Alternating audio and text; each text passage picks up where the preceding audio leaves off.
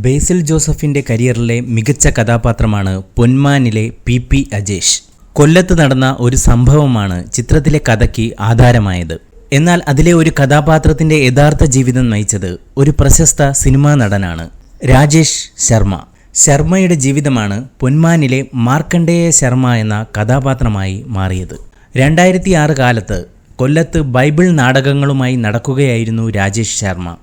ക്രിസ്തുവായി അഭിനയിച്ചിരുന്ന രാജേഷ് ശർമ്മ അന്ന് കടപ്പാക്കടയിലെ ലക്ഷ്മി ലോഡ്ജിലായിരുന്നു താമസിച്ചിരുന്നത്. പൊന്മാന്റെ സംവിധായകൻ ജ്യോതിഷ് ശങ്കറും ഇതേ ലോഡ്ജിൽ ഉണ്ടായിരുന്നു. ഒരു കേസിൽപ്പെട്ട് അന്ന് ലോഡ്ജ് മുറിയിലെത്തിയ ആളായിരുന്നു ബ്രൂണോ. അയാൾക്ക് അന്ന് കൊല്ലത്തെ സ്വർണ്ണാഭരണ ഏജന്റായിരുന്ന പി അജേഷിനെ പരിചയപ്പെടുത്തി കൊടുത്തത് രാജേഷ് ശർമ്മയായിരുന്നു.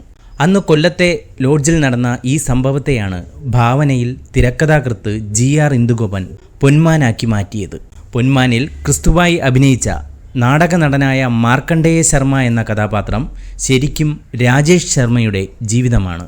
പക്ഷേ സിനിമയിൽ ഈ വേഷം ചെയ്യാനുള്ള അവസരം ലഭിച്ചത് ദീപക് പറമ്പോലിനാണ്. പകരം രാജേഷ് ശർമ്മയ്ക്ക് കിട്ടിയതാകട്ടെ ആ പള്ളിയിലച്ചന്റെ വേഷവും. ഈ വാർത്ത ഇഷ്ടമായാൽ ലൈക്ക് ചെയ്യൂ, ഷെയർ ചെയ്യൂ. നിങ്ങളുടെ അഭിപ്രായം കമന്റായി രേഖപ്പെടുത്തൂ. സബ്സ്ക്രൈബ് ചെയ്യൂ സൈബർ വിലാസം മീഡിയ നെറ്റ്വർക്ക്.